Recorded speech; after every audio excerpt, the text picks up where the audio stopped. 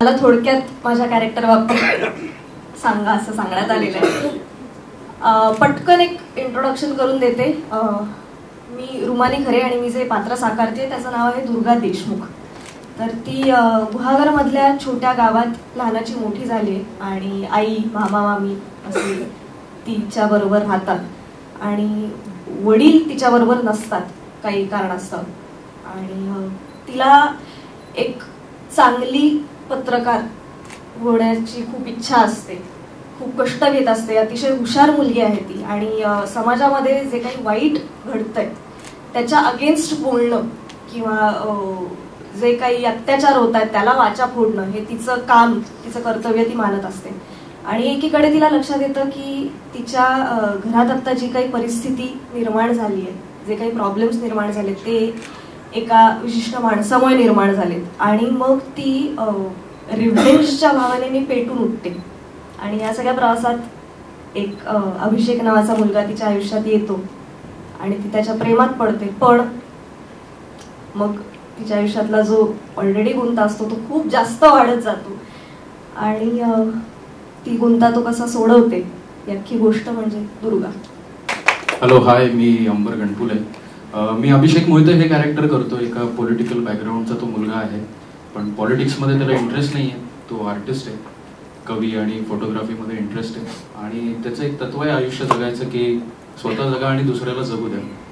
आणि तो त्याच्या आयुष्यामध्ये हे सगळं जगत असताना एक दिवस दुर्गाची भेट होते त्याची आणि पुढे त्यांची मैत्री, प्रेम आणि गोष्टीमध्ये ज्या पद्धतीनं ट्विस्ट अँड टर्न्स येतात त्याला तो कसा रिॲक्ट करतो हे असं कॅरेक्टर आहे माझं. आणि पहिल्यांदाच कलर्स मराठी बरोबर काम करतो त्यामुळे एक्सायटेड पण आहे.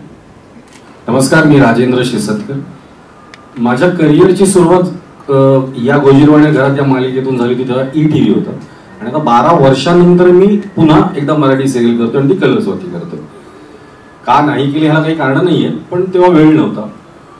आणि दुर्गा मालिकेत मी दादासाहेब मोहिते हे पात्र करतो.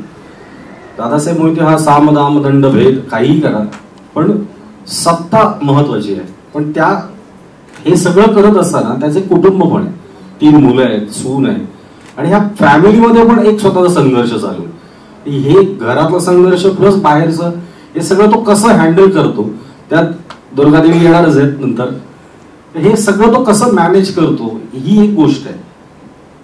थँक्यू. नमस्कार, मी वैभव आंबेकर. मी यामध्ये अजिंक्य मोहिते म्हणजे दादासाहेबांचा मोठा मुलगा साकारतोय. मला खूप आनंद होतोय की मी या एवढ्या चांगल्या कलाकारांबरोबर काम करतोय आणि थँक्स आधी सचिन दादा म्हणेल की मला कास्ट केल्याबद्दल. दुसरी गोष्ट मला असं सांगायचं आहे की मी ह्या सिरियलमध्ये एक म्हणजे बाबा पॉलिटिकल आहेत पण मला पण माझ्या छोट्या भावासारखा पॉलिटिकलमध्ये इंटरेस्ट नाही आहे. माझा स्वतःचा वेगळा बिझनेस आहे, पण तरी सुद्धा मी ह्या सगळ्या गुंतामध्ये कसा गुंतलो गेलोय आणि मी ह्याच्यातून दुर्गाला आणि अभिषेकला कसा न्याय देऊ शकतो असं एक छोटंसं वेगळं कॅरेक्टर आहे माझं. सो तुम्ही नक्कीच पहा, तुम्हाला खूप आवडेल, मजा येईल. आम्हाला करताना पण खूप मजा येते. त्यामुळे तुम्हा सगळ्यांना धन्यवाद देतो की तुम्ही आज आम्हाला सगळ्यांना इथे बोलवलं आणि आमचं ऐकले 2 शब्द. त्याबद्दल धन्यवाद. नमस्कार सगळ्यांना, माझ्या ऑफिसमध्ये सगळ्यांचं स्वागत. मी पण बरेच आठवड्यांनी येतोय आणि तो खास या प्रेस कॉन्फरन्ससाठी आलोय.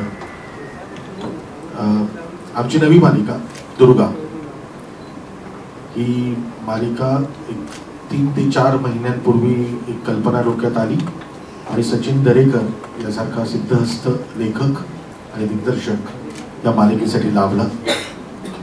मला असं वाटतं की आम्ही प्रयत्न करत राहतो नवनवीन लोकांना काहीतरी चांगलं देण्याचा आणि तो लोक रिसीव्ह करतायत. कारण ज्या पद्धतीने या बिग बॉस मराठी नंतर चित्र पलटलेलं आहे काय झालंय माहितीये का आज घरात, सांगू का? नको ना, नाही सांगणार. पण दुर्गाच्या बाबतीत एक मात्र सांगेन की खूप सुंदर एक वेगळा विषय या निमित्ताने मराठी रसिक प्रेक्षकांपर्यंत पोहोचेल. सचिन दरेकर बद्दल मला जास्त काही बोलण्याची गरज नाही. तुम्हाला सगळ्यांना माहिती आहे की खूप मोठं नाव या मालिका क्षेत्रातलं सचिनचं आहे. त्याचा एक्सपिरियन्स इतका तगडा आहे की पहिल्यांदा जेव्हा मी त्याला ती कल्पना आम्ही सांगितली त्यानंतर ज्या पद्धतीने सचिनने काम केलंय ते आज पडद्यावर तुम्हाला दिसत असेल. कारण रेग्युलर मराठी सिरियल्स कशा दिसतात आणि दुर्गा कशी दिसते याच्यामधला एक फरक तुम्हाला जाणवत असेल.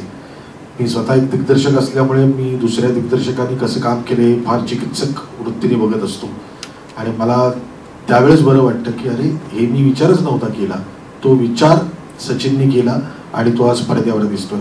या निमित्ताने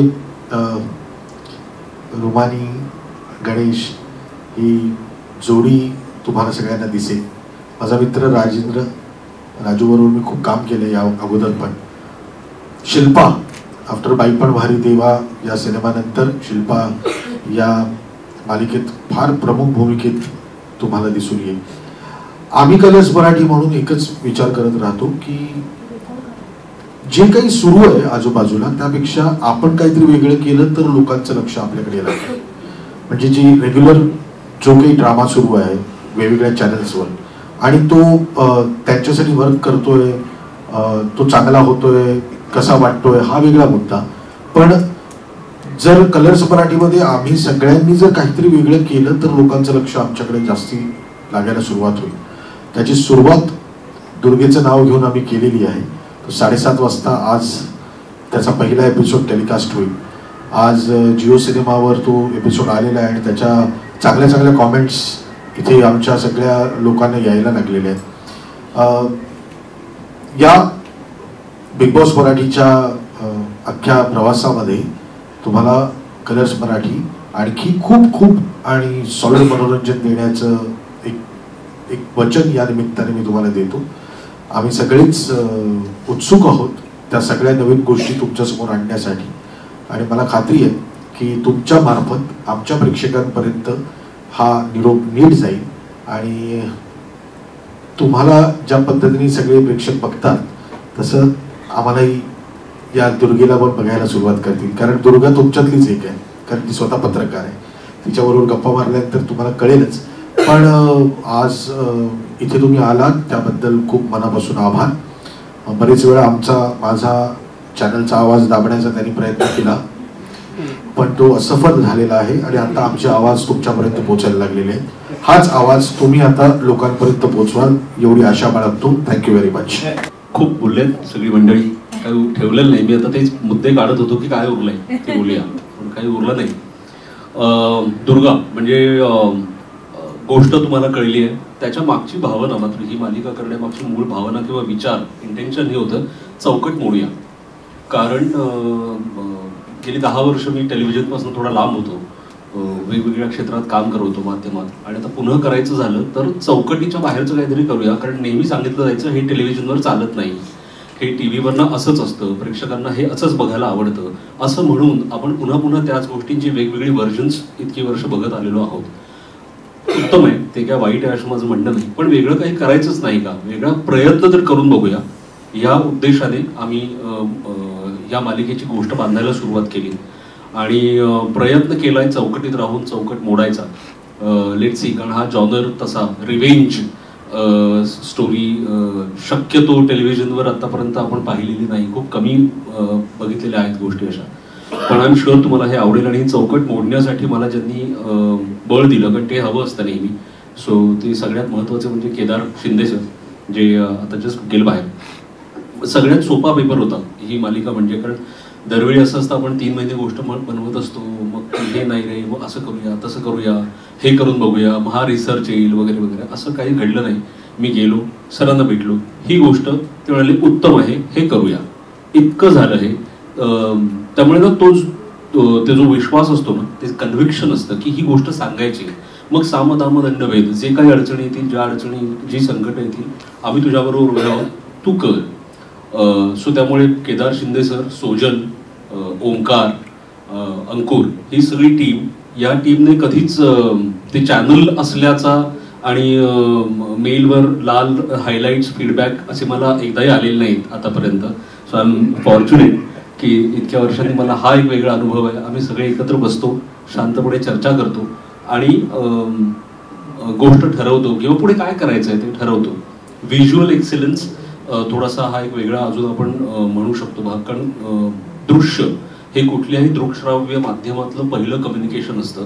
सो ते कसं अजून बेटर करता येईल, मराठी टेलिव्हिजनमध्ये आपण आत्ता जे बघतो आहे त्याच्यापेक्षा वेगळं कशा पद्धतीने करता येईल याचा थोडासा प्रयत्न केला. ऑब्व्हियसली त्याच्यासाठी सुद्धा मला कलर्स मराठीचे आभार मानायचे की मला ते प्रयोग त्यांनी करू दिले.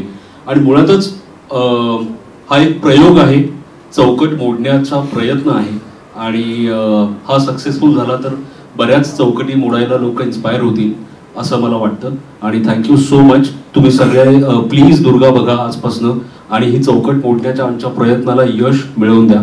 धन्यवाद.